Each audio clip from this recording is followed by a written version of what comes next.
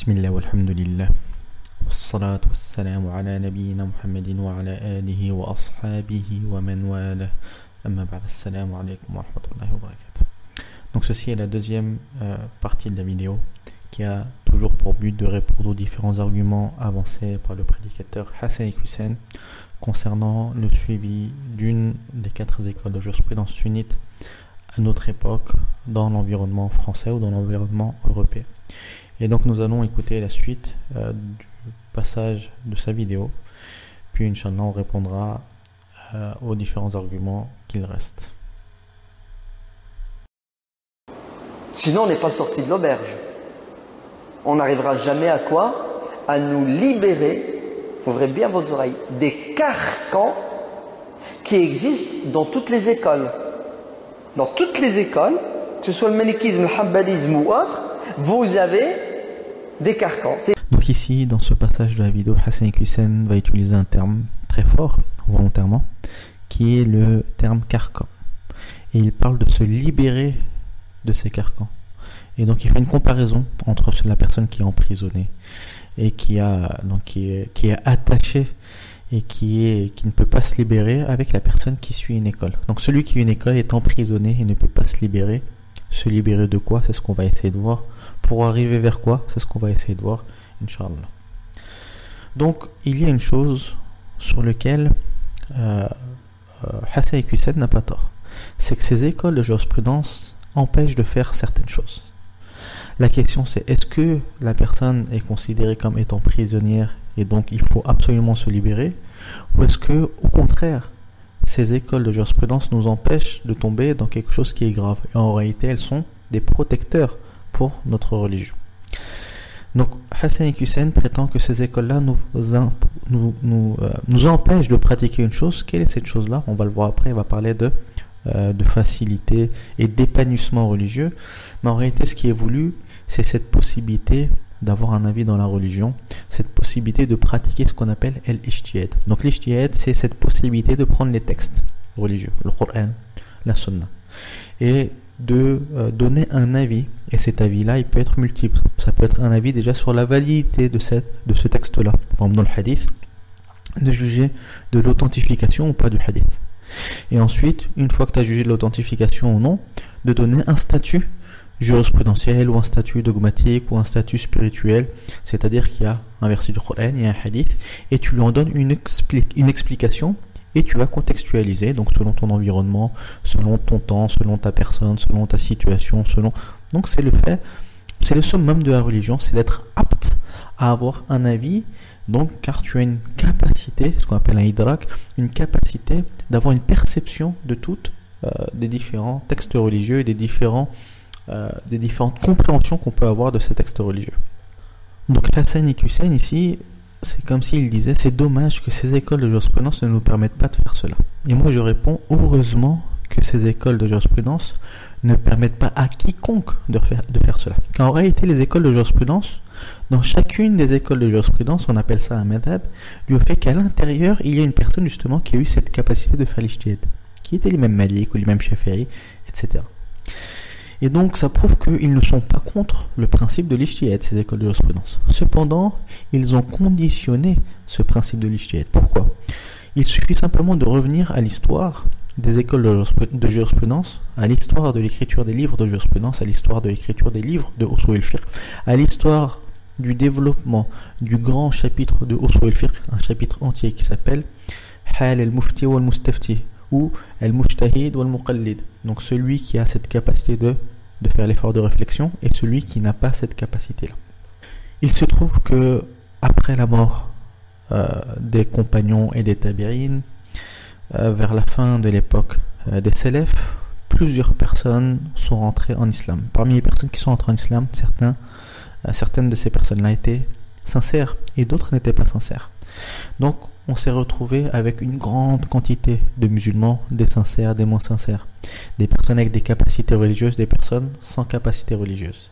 Et beaucoup de personnes prétendaient être aptes, ça ressemble un petit peu à notre époque aujourd'hui, beaucoup de personnes prétendaient être aptes à donner son propre avis dans la religion. Sauf que parmi ces personnes-là, il y en avait qui étaient à la fois compétentes scientifiquement parlant, et qui n'étaient pas sincères.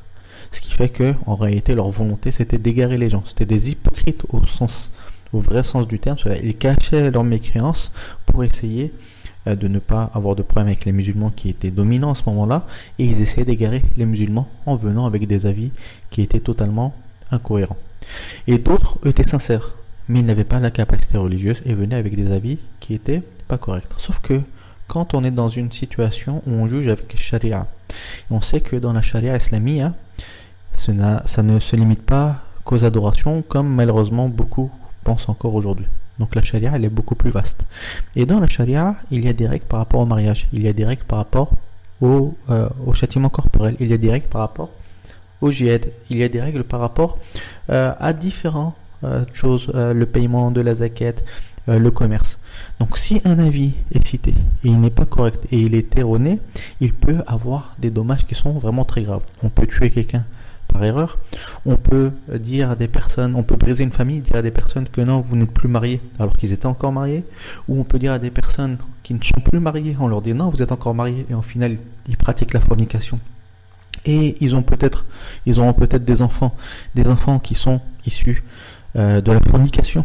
Donc des statuts jurisprudentiels qui sont dits qui sont erronés lorsque on est dans un endroit où tout est basé sur la religion, sur la Sharia islamia, c'est dévastateur. Et donc les savants se sont dit, il faut mettre des règles, il faut différencier celui qui est apte à donner un avis jurisprudentiel et celui qui est inapte. Et c'est pour cela qu'ils ont fait un chapitre entier dans Usul al-Fiqh qui s'appelle le chapitre de l'Ijtihad, al-Mujtahid ou al-Muqallid, celui qui est apte et celui qui est inapte. Donc on a vu précédemment que tout le fondement des écoles de jurisprudence est basé sur cette notion-là qui est que Allah subhanahu wa ta'ala nous a divisé en deux catégories, ceux qui sont aptes et ceux qui sont inaptes. Maintenant il reste à savoir qui est apte et qui est inapte. Donc ça c'est un chapitre qui s'étudie dans la science de Usul al-Fiqh. Ils sont revenus à l'époque du prophète sallam.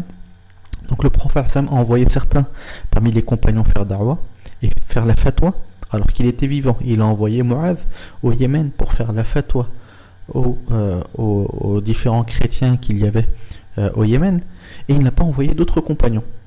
Donc de cela, les savants, donc bien évidemment tous ces hadiths, ils ont essayé de regrouper pour dire qu'est-ce qui permet de différencier une personne qui est apte d'une personne qui est inapte. Donc nous on va pas rentrer dans ce chapitre-là, c'est pas le but aujourd'hui, c'est simplement pour dire que les écoles de jurisprudence justement ont cherché à trouver ses limites et à trouver ses conditions pour les organiser et pour dire nous on n'est pas contre la personne qui est son propre avis. Au contraire, chaque école de jurisprudence est basée sur une personne qui donnait son avis.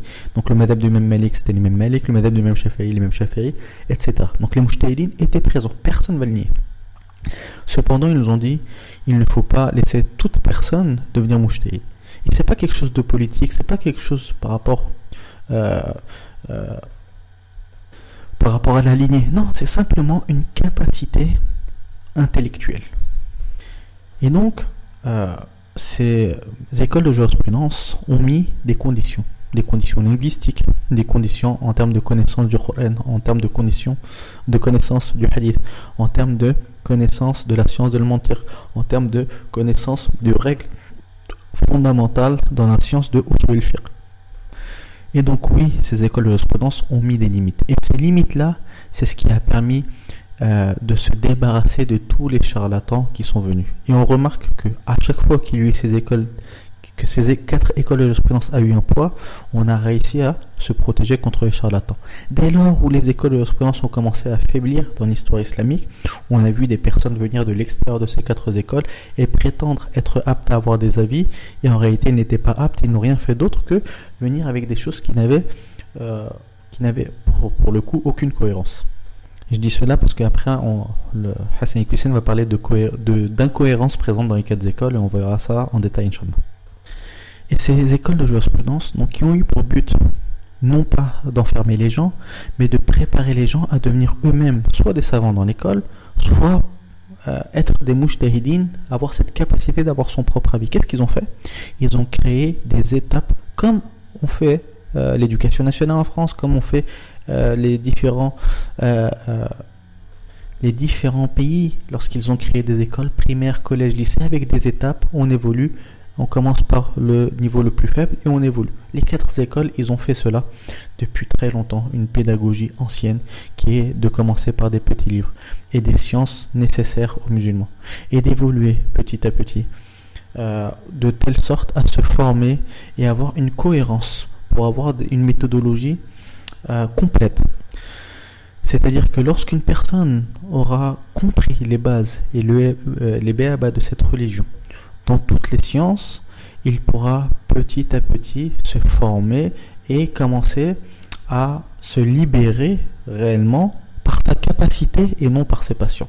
Donc c'est ça qu'ont voulu les écoles, c'est de former les personnes pour que, entre guillemets, cette libération des carcans soit faite non pas au nom d'une passion et d'une envie de vivre et de s'épanouir, mais d'une capacité à réellement se libérer. Et c'est pour ça que la science de Usul al-Fiqh, que malheureusement beaucoup de ceux qui critiquent le suivi des écoles ignorent totalement, est une science qui, dès les premiers niveaux, est basée sur le débat, sur la comparaison, sur le dialogue, et pour montrer que les savants du Usul, qui sont tous les savants du Usul sont des savants des 4 écoles, ils ne se sont pas restreints dans les avis aux sunnites, voire même ils se sont pas restreints aux avis des musulmans. C'est pour ça que quelqu'un qui va étudier l'usul, il va peut-être être perturbé, il va voir que les avis des Indiens, des Juifs, des chrétiens, ils sont pris en compte. Pourquoi ? Parce que l'usul c'est basé sur la logique. Le musulman n'est pas plus logique que le non-musulman. Ce qui compte c'est la vérité. Donc dans les règles de la logique, tout avis est à prendre en considération. Et sur la langue arabe, le musulman n'est pas plus, sa parole n'est pas plus à prendre en considération dans la langue arabe qu'un autre. Donc tous les avis sont pris en considération et sont débattus bien évidemment. Ce qui compte c'est la vérité. C'est pour ça qu'on verra dans la science de Usul al-Fiqh l'avis des Mu'tazila, l'avis des Indiens, l'avis des Juifs, l'avis de ceci et l'avis de cela. Parce que c'est quelque chose qui est basé sur la recherche de vérité ultime et qui te forme à avoir cet esprit critique. Et donc en réalité les écoles de jurisprudence n'interdisent absolument pas d'avoir un esprit critique et de débattre. C'est pour ça que le dernier niveau qui est fait dans toutes les écoles de jurisprudence, c'est d'étudier le fiqh selon des livres qu'on appelle al-fiqh al-muqaran, le fiqh comparé. Dans le madhab maliki, c'est plutôt le livre Bidayat al-Mujtahid d'Ibn Rushd. Chez les Hanabila, ça va plutôt être le Mourni, etc. Et ces livres-là, qu'est-ce que c'est ? C'est des livres où tous les avis sont cités, et tous les arguments sont cités, et les contre-arguments sont cités, et c'est sur un sujet, tu peux avoir vraiment beaucoup de pages qui va te former religieusement. Donc après avoir suivi une école, ça y est, on commence à t'ouvrir à la divergence grâce à tous les outils que tu as eu. Et on va pas commencer à te montrer cela tant que tu n'as pas les outils. C'est une fois que tu as les outils qu'on va commencer à t'ouvrir à cette divergence-là. Et c'est pour ça que le livre d'Ibn Rushd, comment il s'appelle ? Bidayat al-Mujtahid. Le début de l'Ijtihad. Ça y est, maintenant que tu as bien maîtrisé le madhab du Imam Malik, ça y est, on commence à te former, à te donner le goût de l'Ijtihad pour, Inch'Allah, que tu deviennes toi-même Mujtahid. Donc, à aucun moment, les écoles de jurisprudence n'ont dit il faut pas que les personnes deviennent Mujtahid. Il faut pas que les personnes évoluent. Il faut pas que les personnes étudient. Au contraire, ils disent deviens Mujtahid, mais pas n'importe comment. Deviens un Mujtahid par l'éducation, par la capacité, par l'étude. Et dans la science de Usul al-Fiqh, il y a un chapitre entier. Ilm al-Jadal. Il y a même une science ensuite qui s'est faite, la science du débat. Le débat fiqh, le débat religieux, le débat dogmatique, le débat dans la jurisprudence. Il y a un chapitre entier sur cela. Donc comment débattre, les règles de débat. Et les fuqaha n'ont cessé de débattre. Combien de fois on voit tel faqih a débattu avec tel faqih qui a débattu, quand on voit Ibn Hazm qui a débattu avec Al-Baji, un livre entier a été écrit sur leur débat. Et Al-Maziri qui a débattu contre, et l'autre qui a débattu contre ceci. Et les débats, c'est quelque chose qui a toujours été présent, qui a toujours existé chez les fuqaha. Au contraire, ils étaient très ouverts au débat. Et les histoires qu'on peut raconter sont très nombreuses. Quand on voit Al-Hanafiya, justement, une fois, il y a eu un des étudiants qui était venu de Qayrawan et qui était parti jusqu'à Médine pour rencontrer l'imam Malik. Et quand il est parti, malheureusement, il n'a pas pu étudier longtemps avec l'imam Malik. Après, l'imam Malik est décédé. Et il est parti en Irak. Et quand il est parti en Irak, il a vu les assises qui avait non pas de Abu Hanifa parce qu'il était décédé, mais des étudiants. Et il a vu qu'il y avait le professeur qui était un des étudiants de Abu Hanifa, qui citait un sujet, et il entendait plein de bruit. Quelqu'un qui répondait à gauche, l'autre à droite, ouais mais il y a ceci, ouais mais il y a cela. Et c'est quoi ça, ils n'ont pas de comportement? Et le professeur lui a dit, on perpétue la tradition de notre professeur Abu Hanifa, c'est-à-dire que les sujets de fiqh, on les traite sous forme de débat pour en sortir un maximum de profit de ces sujets jurisprudentiels. Bien évidemment, les étudiants ici, c'était des étudiants qui avaient un niveau qui était très élevé. Donc, à aucun moment dans le fiqh et chez les fuqaha, le débat a été quelque chose qui a été interdit. Cependant, il faut avoir la capacité et il faut qu'il soit régi par certaines règles de logique et de langue arabe, et donc il faut mettre des limites à cela. Et c'est pour ça que je dis donc ici au prédicateur Hassan Hussein, si réellement il considère que dans les écoles de jurisprudence, dans leurs fondements, il y a des choses incorrectes, je l'invite à prendre ces fondements-là et à prendre les arguments qui ont été cités et à répondre point par point sur chacun des arguments présents dans ces différentes écoles de jurisprudence, ces fondements qui sont incorrects, que ce soit des fondements logiques ou linguistiques, qui répondent point par point. Et on voit en réalité que le réel carcan, c'est ce qui va être fait à la fin de cette vidéo-là, c'est cette volonté d'imposer en réalité, une idéologie ou d'imposer un comité qui a des orientations politiques claires et revendiquées. Donc le fait de suivre des écoles qui sont intemporelles, qui n'ont eu aucune influence, c'est-à-dire dans les avis jurisprudentiels, leurs avis jurisprudentiels n'ont pas été influencés par la politique. Donc c'est ça que je parle quand je dis qu'ils n'ont eu aucune influence, bien évidemment, même si bien évidemment il y a eu des acteurs dans ces écoles de jurisprudence qui ont pris des positions politiques. Je parle des sujets jurisprudentiels qu'on a dans les livres de fiqh, elles n'ont pas d'influence politique. Pourquoi cela, ça serait avoir des carcans, alors que tous ceux qui appellent aux écoles de jurisprudence, jamais il y en aura un qui dira suis le madhab de Imam Malik ou suis le madhab de Imam Ahmed. Toujours les 4 écoles de jurisprudence ont considéré que les 4 étaient égales, et ils ont dit tu suis l'école de jurisprudence qui est majoritairement présente là où tu es. À aucun moment on te dit suis la mienne elle est meilleure ou suis celle de Foulen elle est meilleure. Donc pourquoi ça serait avoir des carcans? Mais quand on te demande de suivre un comité qui a des orientations politiques très claires, ça c'est pas avoir des carcans. Et puisque on parle de carcan, les écoles de jurisprudence, elles acceptent tout le monde. Toute personne qui vient et qui a des fondements et des capacités et qui maîtrise l'école, il peut venir et participer à ce qu'on appelle l'amal al-jami', le travail de groupe. Donc comme on a dit, le madhab c'est un travail de groupe de 1300 ans. Il y a des centaines et des centaines de livres qui ont été écrits. Lui qui a écrit l'explication sur ce livre, l'autre qui l'a résumé, l'autre qui a corrigé l'autre, et personne n'avait de problème, il n'y avait pas de droit d'auteur. Tout le monde encourageait à prendre les livres d'autrui et de les améliorer. D'ailleurs, Khalil, dans son livre de référence, il dit si quelqu'un voit une erreur dans mon livre, qu'il le corrige. Et il y en a qui sont venus après lui, qui l'ont résumé, qui ont rajouté, qui ont corrigé. C'est un travail de groupe. Donc les écoles de jurisprudence, ils ont toujours encouragé à faire cela. Est-ce que les comités aujourd'hui présents, est-ce qu'ils disent tous les savants, vous êtes tous les bienvenus, ou est-ce qu'ils disent non, nous on a des critères, on prend le savant que s'il est d'accord avec nous sur ça, et si politiquement il est sur la même ligne que nous sur ça. Donc c'est qui en réalité qui met des limites et qui empêche réellement l'union? Vous avez des choses qui sont incohérentes, qui sont obsolètes. Ensuite, Hassan Hussein va parler de 2 choses. Il va parler d'incohérence. Il va parler de sujets d'avis jurisprudentiels qui sont obsolètes. Donc on va commencer par le sujet de l'incohérence. Moi j'appelle Hassan Hussein à montrer quelles sont les incohérences à l'intérieur du madhab d'une des 4 écoles de jurisprudence. Donc ces écoles de jurisprudence, elles ont été travaillées et retravaillées et retravaillées. Et d'ailleurs, justement, même ceux qui ne suivent pas habituellement les écoles de jurisprudence, ils disent s'il y a une chose qu'on doit reconnaître à ces écoles de jurisprudence, même si on n'est pas d'accord avec ça, c'est qu'ils ont une cohérence due au fait qu'ils ont été travaillés, et le travail a été fait justement pour avoir cette cohérence, et ils critiquent cette cohérence-là.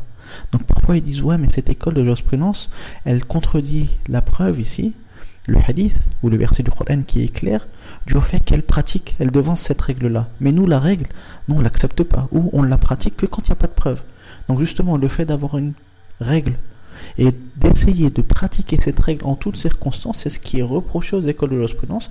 Et c'est ça la cohérence. La cohérence, c'est justement d'appliquer toujours ces règles-là. Donc il est critiqué, les écoles de jurisprudence sont accusées de trop suivre ces règles, justement de trop être cohérentes et de ne pas suivre assez les textes. Et là ici, Hassan Iqiyoussen nous dit non, il y a des incohérences. Donc j'aimerais bien savoir des incohérences avec quoi. Donc il faut savoir que ces écoles-là, elles ont connu tous les groupes, toutes les sectes. Ils ont connu les Mu'tazila, ils ont connu les chiites, ils ont connu les Badiyya, ils ont connu absolument tous les groupes qui a pu avoir en islam ont été confrontés aux quatre écoles. Et malgré cela, durant 1300 ans, ces écoles existent, les livres existent, et personne n'a réussi à prouver ces incohérences-là. Donc il y a eu 1300 ans de débats. Ibn Hazm, quand il est venu, celui qui a revérifié l'école Zahiriyya en Andalousie, des débats. Il y a eu des débats pendant des années et des années. Et les débats qu'il y a eu entre les écoles et avec les autres écoles.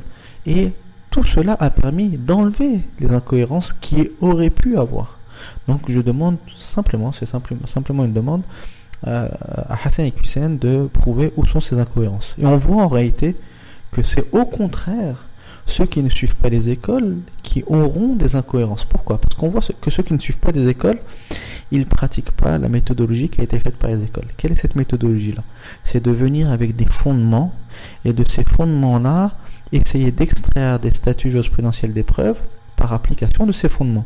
On verra que non, eux, ils vont d'abord chercher les branches, et ils vont essayer de faire revenir cette branche-là à un fondement. Sauf que quand tu choisis les branches, avant de choisir les fondements, c'est là où ça t'arrive de te contredire. On voit que ici, il va prendre ce statut jurisprudentiel. Tu veux dire pourquoi tu le prends ? Il va dire parce qu'ici, il y a la parole d'un compagnon. Et certes, il y a un hadith, mais il y a la parole d'un compagnon. Et ici, la parole de compagnon, ça a devancé sur le hadith. Non pas que sa parole-là a plus de force, mais il comprend mieux le hadith que nous. Et tu vas le voir sur un autre sujet, il va dire non, ici, moi, je prends pas ce sujet-là, parce que c'est la parole d'un compagnon. Attends, le hadith, il est clair. Tu dis, ouais, mais là, tu as pris la parole du compagnon en disant qu'il comprend mieux le hadith que nous, et là tu prends pas la parole du compagnon en disant que le hadith est clair et nous on suit le hadith. Et c'est là où tu vois ceux qui ne suivent pas les écoles de jurisprudence, donc ça c'est un exemple parmi tant d'autres, auront des incohérences par rapport au fondement, parce qu'ils choisissent d'abord les statuts jurisprudentiels, ce qu'on appelle al-furu', les branches, et de ces branches-là, ils reviennent à des fondements, alors que les écoles de jurisprudence font l'inverse. Ils ont commencé d'abord par former leurs fondements, et de ces fondements-là, ils ont extrait ils ont lu les preuves du Coran national, les preuves spécifiques, et ils en ont sorti donc des branches qui sont liées directement à ces fondements. Concernant le fait d'avoir des avis qui sont obsolètes, encore une fois, c'est qu'il n'a pas compris qu'est-ce qu'une école de jurisprudence. Une école de jurisprudence, ce sont des fondements, ce sont une méthodologie de lecture. Et une école de jurisprudence, c'est une chose qui évolue selon l'environnement. Donc, selon un environnement donné et selon un lieu donné, l'avis jurisprudentiel selon le madhab de l'imam Malik sera différent. Donc, on ne peut pas dire que l'avis sur un sujet selon le madhab de l'imam Malik, c'est ce qu'a dit l'imam Malik il y a 1300 ans à Médine. Non. C'est sa méthodologie et selon l'environnement, ça va changer et ça va évoluer. Il ne faut pas croire que durant 1300 ans, dans des contrées totalement différentes, c'était les mêmes avis qui étaient pratiqués. On sait très bien que l'avis de l'imam Malik à Médine, il y a 1300 ans, c'était pas du tout l'avis des Maghrébins, des Marocains, des Algériens, des Tunisiens, encore aujourd'hui, qui pratiquent le madhab de l'imam Malik dans leur pays maghrébin. Toute personne sait que l'imam Malik suivait bien évidemment le madhab de l'imam Malik, il suivait ses avis, et que ce siècle-là, au Maghreb, ça suit le madhab de l'imam Malik, et bien évidemment qu'il n'y a aucun problème et qu'il y a une adaptation tout en suivant la méthodologie. Donc le madhab de l'imam Malik n'a absolument pas empêché de conduire des voitures, de toute la technologie, d'avoir des avis jurisprudentiels sur la technologie, d'avoir des avis jurisprudentiels sur énormément de sujets qui sont arrivés à notre époque et qui sont nouveaux. D'ailleurs, dans les universités islamiques, il ne cesse d'y avoir des recherches universitaires sur différentes choses qui arrivent aujourd'hui. L'istihala, il y a un excellent livre qui a été écrit sur Al-Ashriba, toutes les nouvelles nourritures qu'il y a eu de notre époque. Et on voit que les fuqaha n'ont cessé d'essayer d'avoir un avis jurisprudentiel. On voit On voit les différents fuqaha qu'ils ont écrit sur le café. Quel est le jugement quand ça a apparu le café? Quel est le jugement quand la cigarette a apparu? Quel est le jugement? Ils ont essayé de chercher, de voir, donc selon les fondements du madhab de Imam Malik, quand il y a eu les différentes assurances qui sont arrivées, quand il y a eu, à chaque fois, les fuqaha ont essayé de prendre les fondements et de faire un travail de recherche. Il n'y a absolument aucune obsolescence avec les écoles de jurisprudence. C'est un amalgame. Et moi j'appelle ici Hassan Hussein à prendre cette logique-là qu'il applique, donc de dire c'est obsolète le madhab de Imam Malik parce qu'Imam Malik est venu il y a 1300 ans, d'aller plus loin que ça et de dire l'islam est obsolète alors, parce que le prophète Hassan est venu il y a plus de 1400 ans. Et bien évidemment la réponse est que non, l'islam n'est pas obsolète. Tout comme cet islam-là a cette capacité de s'adapter, les écoles de jurisprudence ont cette capacité de s'adapter. Donc si c'est la durée, le fait que quelque chose soit venu il y a longtemps qui fait que cela est obsolète, à ce moment-là, toutes les religions sont obsolètes. Créons notre propre religion. Ça pousserait à avoir cette pensée-là. Et donc bien évidemment, c'est pas correct. Cet argument-là n'est absolument pas correct. Le fait qu'une chose soit ancienne ne veut pas dire qu'elle soit obsolète si la personne qui l'utilise est une personne qui comprend les fondements et qui a cette capacité d'adaptation et d'application. Qui sont contraires à des évidences dans la religion. Vous avez des choses qui sont handicapantes, qui nous empêchent, si jamais on devait les pratiquer, d'être épanouis dans notre pratique religieuse. Hassan Hussein va nous dire que les écoles de jurisprudence contredisent des choses qui sont évidentes, qui sont connues, qui sont simples à comprendre, des fondements de la religion. Je demande donc à Hassan Hussein de mettre en évidence cela. Ce qui est connu dans la religion, ce qui est voulu peut-être, c'est ces choses-là sur lesquelles il n'y a aucune divergence. J'aimerais bien que Hassan Hussein nous montre en quoi les écoles de jurisprudence contredisent des choses qui sont des fondements de la religion. Soit il veut parler de ce qu'on appelle chez les savants du usul, les savants du usul appellent ça an-nas, à savoir cette chose-là qui ne peut avoir qu'un sens, qui ne peut pas avoir 2-3 sens. Il ne peut avoir qu'un sens. C'est-à-dire que toute personne qui contredit ce sens-là, il est venu à quelque chose qui ne veut rien dire. Comme quand Allah subhanahu wa ta'ala dit, nous invite à pratiquer la prière du Jumu'ah, et quelqu'un vient et dit non, c'est pas la prière du Jumu'ah. Quand Allah subhanahu wa ta'ala a dit Jumu'ah, en fait c'est le Khamis ou le Sebt. Donc la prière du vendredi, il dit non, c'est samedi ou c'est jeudi. Ça c'est quelque chose qu'on ne peut pas contredire. Donc soit il parle de ça, c'est-à-dire les 4 écoles parfois contredisent An-Nas, j'aimerais bien qu'il montre. Soit il parle de Al-Ma'aloum et Din Mid-Daroura, des choses que aucune personne peut ignorer, comme le fait par exemple que le voile est obligatoire, ou comme par exemple le fait que les 5 prières sont obligatoires, ou comme le fait que l'usure est interdit. Donc j'aimerais bien savoir où les 4 écoles de jurisprudence ont rendu autorisé le voile, où on dit qu'il n'y avait pas 5 prières obligatoires, ou que l'usure était autorisée. Donc il a parlé également des écoles de jurisprudence qui étaient handicapantes et qui ne permettaient pas d'être épanouies dans notre religion. Et donc je suis parti sur internet pour être sûr et j'ai regardé la définition d'être épanoui. Et j'ai vu que être épanoui c'était être ravi, être joyeux, être ouvert. Et donc ici Hassan Hussein nous dit que les écoles de jurisprudence ne nous permettent pas d'être ravis, d'être joyeux et d'être ouverts. Et je lui répondrai tout simplement par le fait que cela c'est ce qu'on appelle du tahakkum. Et tahakkum, c'est un mot qui est utilisé pour dire que quelqu'un fait preuve de non-partialité, non-neutralité, qu'il juge avec des éléments sur lesquels il ne peut pas juger. Car il peut dire peut-être que lui, il ne se sent pas heureux, mais il ne peut pas dire que les musulmans entiers ne sont pas heureux avec ces 4 écoles. Ça, c'est la première chose. Donc, c'est du tahakkum. La deuxième chose, c'est le fait de réduire une bonne pratique religieuse à une pratique où on est heureux. Sauf que Allah subhanahu wa ta'ala ne cesse de nous rappeler que certaines pratiques sont des pratiques qui vont nous rendre heureuses. Il ne faut pas se mentir. Le fait de se marier, ça fait partie des choses où le musulman, il est heureux. Le fait de faire certaines choses où le musulman, il est heureux. Mais d'autres choses où c'est totalement difficile. C'est pour ça d'ailleurs que Allah subhanahu wa ta'ala nous éprouve. Et il nous met cela comme épreuve. Il va nous parler de la guerre sainte, qui est une chose difficile. La prière du Fajr, qui est la prière où les munafiqin ne la faisaient pas, c'est difficile de se lever. La zakat, c'est difficile de sortir de l'argent. Le hajj, qui te demande des efforts. C'est pour ça que d'ailleurs, les fuqaha, ils disent que la personne, quand elle devient pubère, elle devient mukallaf. Et taklif, c'est cette responsabilité islamique là où tu commences à avoir des obligations. Quand tu ne le fais pas, t'es puni. Et bien évidemment, il y a une difficulté dans ça. Après, bien évidemment, le musulman, il est content d'adorer Allah, mais il y a une difficulté. C'est pour ça qu'on dit at-taklif ma fihi kulfa. C'est cette chose-là dans laquelle il y a une difficulté. Donc la base de la responsabilité islamique, c'est cette chose-là où il y a une difficulté.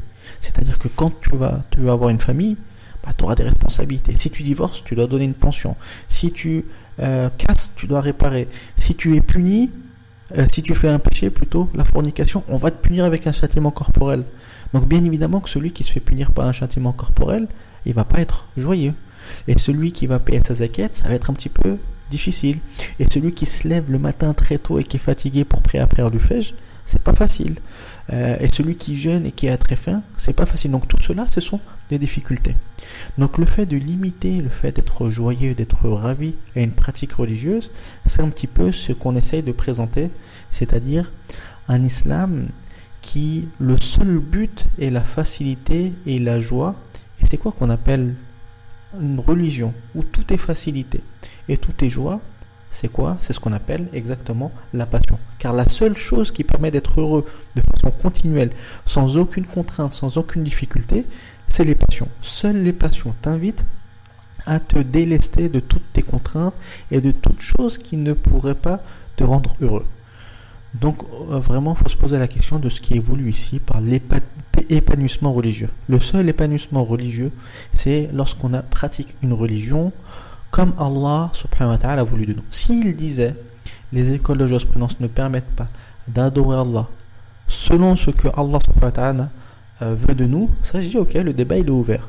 Mais s'il dit non, ce qui compte c'est d'être heureux dans la religion, je dis non, à aucun moment le fait d'être heureux est un but dans la religion. Non, le but de la religion c'est de satisfaire le Créateur.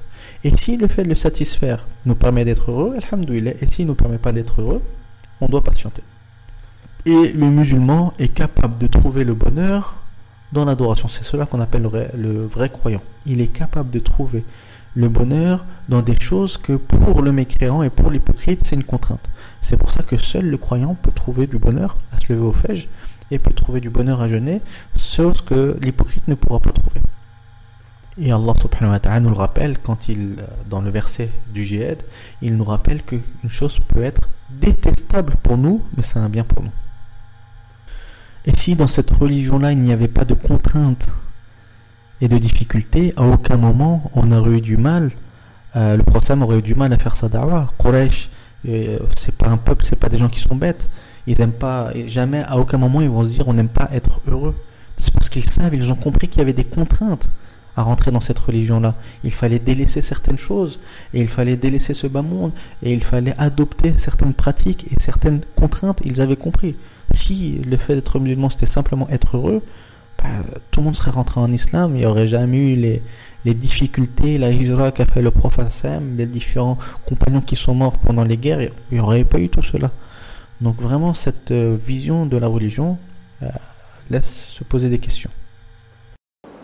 D'ailleurs, depuis quand Dieu nous demande de l'adorer à travers le cerveau de l'imam Malik ou de l'imam Abu Hanifa, malgré la grandeur, la beauté et le respect que nous avons pour l'imam Malik et l'imam Abu Hanifa.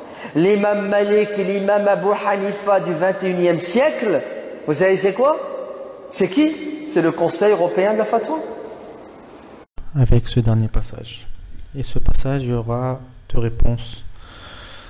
La première chose, ici, Hassan et Hussein dit, est-ce que Allah subhanahu wa ta'ala nous a demandé de l'adorer par le cerveau de Imam Malik et de Abu Hanifa? Donc on va répondre à cela un petit peu plus tard, sur est-ce que Allah subhanahu wa ta'ala nous demande cela. Mais avant toute chose, je reviens à une règle que j'ai déjà citée plusieurs fois, dans d'autres vidéos, dans d'autres cours, et une règle qui est connue, et qu'on doit garder. C'est qu'en réalité, toute personne qui appelle à ne pas suivre les 4 écoles, elles termineront toujours par appeler à eux-mêmes. C'est qu'en réalité, ce n'est pas le suivi, et j'en ai parlé dans la première vidéo, ce n'est pas le suivi des 4 écoles, enfin c'est pas le suivi d'une école qui est critiqué. En fait, ici, la personne nous dit, suis pas les 4 écoles, suis-moi. Ou suis pas les 4 écoles, suis l'école que moi je suis. Et on est en plein dedans. Donc ici, il nous dit, ici, Allah subhanahu wa ta'ala nous a pas demandé de l'adorer avec le cerveau de Imam Malik, au cerveau d'Abu Hanifa. Mais Imam Malik et Imam Abu Hanifa de notre époque, c'est qui? C'est le conseil de la fatwa européenne. En gros, c'est que Allah subhanahu wa ta'ala nous a pas demandé de l'adorer par le cerveau de Imam Malik ou Abu Hanifa. Ça, c'est vraiment les arriérés qui ont besoin de quelqu'un d'autre pour adorer Allah. Mais quand même, adore Allah par le comité de la fatwa européenne. Donc c'est vraiment de la contradiction totale. Et on en revient. La règle que toute personne qui t'appelle à ne pas suivre les écoles, au final termine par t'appeler à suivre son école. C'est une règle. Il n'y a jamais eu encore d'exception.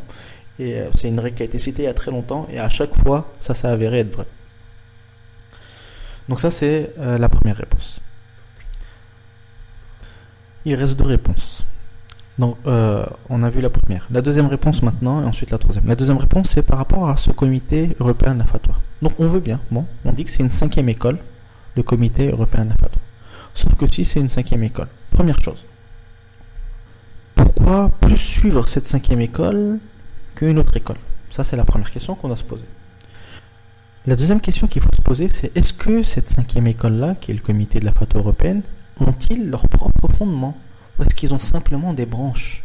Et que ces branches-là, ça va un petit peu dans tous les sens. Est-ce qu'ils ont des fondements? Est-ce qu'ils ont un avis dans la langue arabe sur des divergences qu'il y a, des divergences connues? Est-ce qu'ils ont un avis propre sur la langue arabe qui va ensuite, ils vont essayer de prendre cette décision-là et de l'appliquer sur tous les sujets?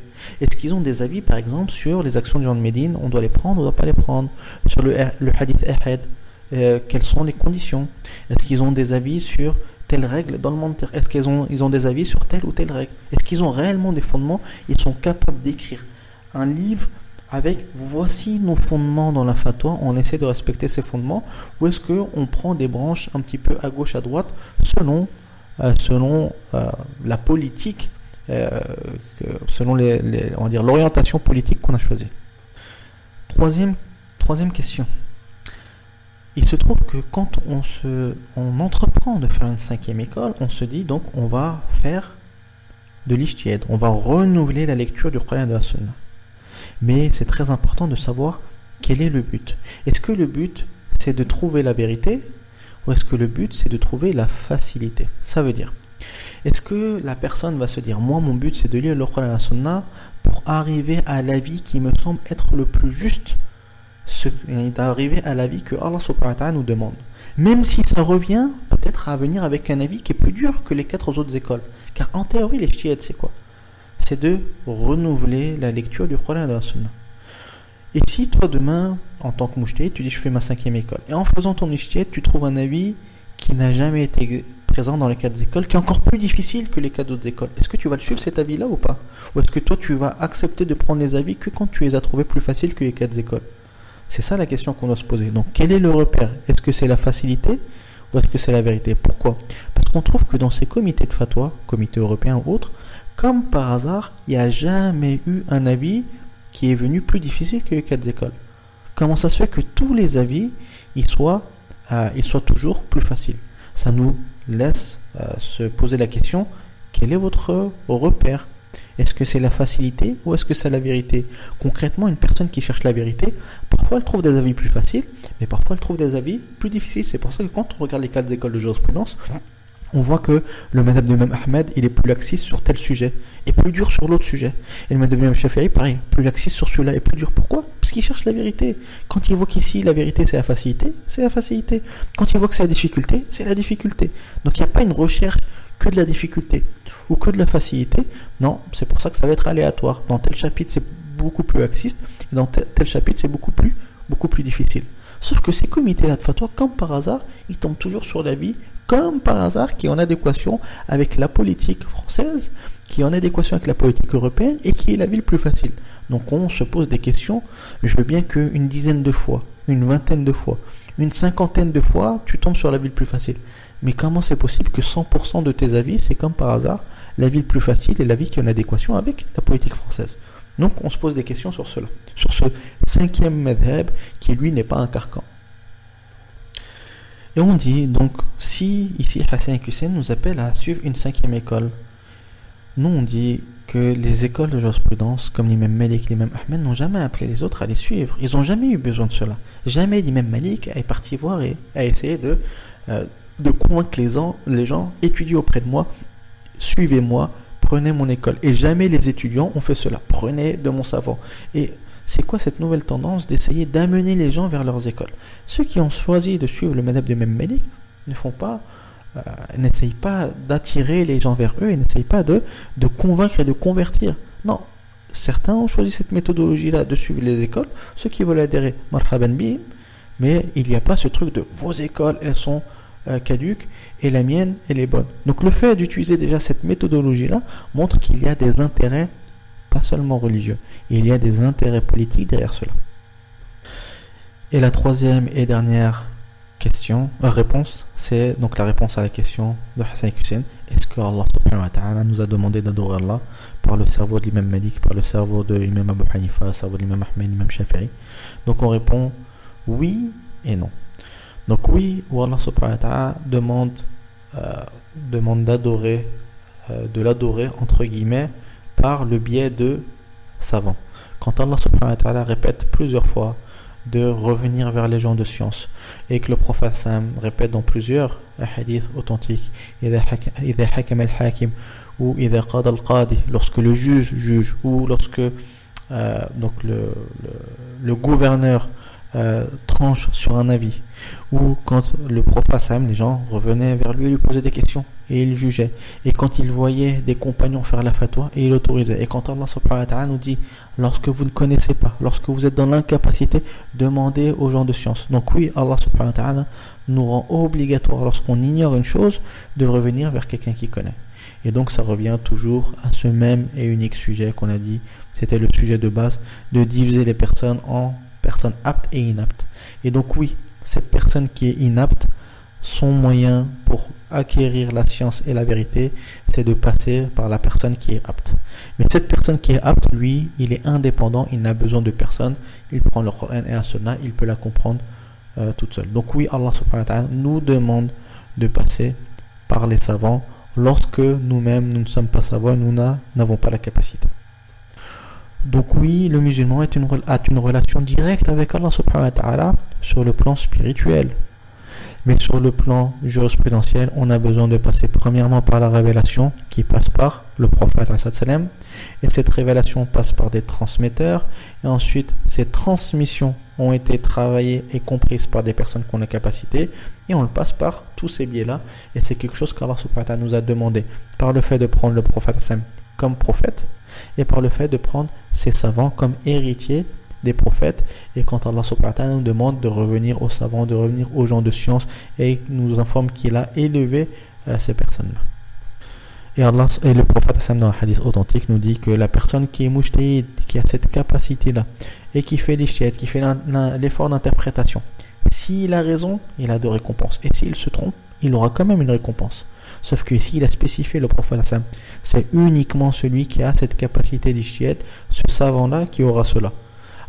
Alors que celui qui n'a pas cette capacité d'ijtihad et qui veut quand même pratiquer l'ijtihad, qu'il ait raison, qu'il a tort, il aura un péché car il a pratiqué une chose sans en avoir la capacité. Alors que celui qui avait la capacité, même s'il se trompe, il aura quand même une récompense. Donc oui, nous n'avons pas tous le même niveau, et oui, il est demandé à certaines personnes de demander à d'autres, et donc si Hassan Hussein veut dire cela, d'adorer Allah par le biais du cerveau de personnes compétentes.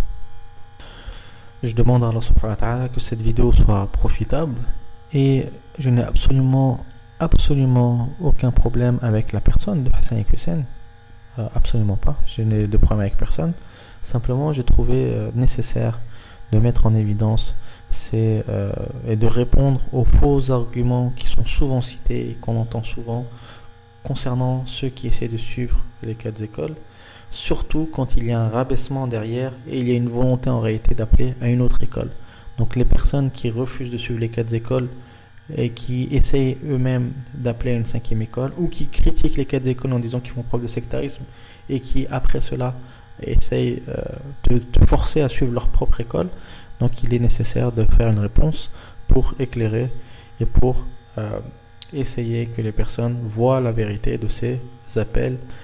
Wallahu a'lam wa sallallahu ala nabiyyina Muhammad wa ala alihi wa ashabihi wa man tabi'ahu bi ihsanin ila yawmiddin. Wassalamu alaykum wa rahmatullahi wa barakatuh.